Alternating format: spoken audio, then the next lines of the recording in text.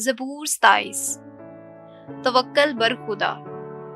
خداوند میرا نور اور میری نجات ہے، مجھے کس کا ڈر ہے؟ خداوند میری زندگی کا حصن ہے، مجھے کس کی ہیبت ہے؟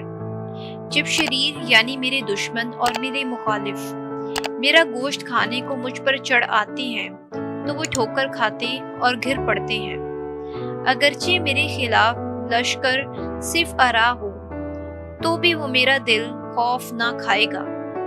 اگرچہ میری مخالفت میں جنگ برپا ہو تو بھی میں خاطر جمع رہوں گا۔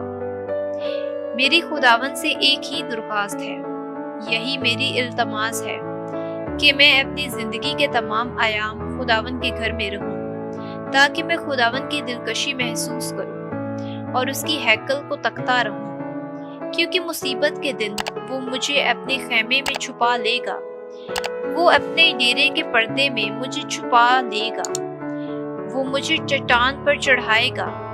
بس اب میں اپنے ارد گرد کے دشمنوں پر سرفراز کیا جاتا ہوں، اور میں اس کے خیمے میں خوشی کی قربانیاں ذبح کروں گا۔ میں گاؤں گا اور خداوند کی حمد سرائی کروں گا۔ خدائے ہادی، اے خداوند میری وہ آواز سن جس سے میں پکارتا ہوں، مجھ پر رحم کر اور میری سن۔ میرا دل تجھ سے ہم کلام ہوتا ہے، میرا چہرہ تیری تلاش میں ہے۔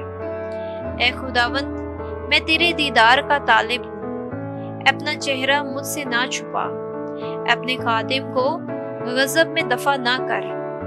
تو میرا مددگار ہے، مجھے ترک نہ کر اور نہ مجھے چھوڑ۔ اے میرے مخلص خدا، اگرچہ میرا باپ اور میری ماں مجھے چھوڑ دیں تو بھی خداوند مجھے سنبھال لے گا۔ اے خداوند اپنی راہ مجھے بتا اور میرے مخالفوں کے باعث مجھے ہموار راستے پر چلا۔ میرے دشمنوں کی مرضی پر مجھے نہ چھوڑ، کیونکہ جھوٹے گواہ اور ظلم پھنکارنے والے میرے خلاف اٹھ کھڑے ہوئے ہیں۔ مجھے یہ یقین ہے کہ میں زندوں کے ملک میں خداوند کا فیض دیکھوں گا۔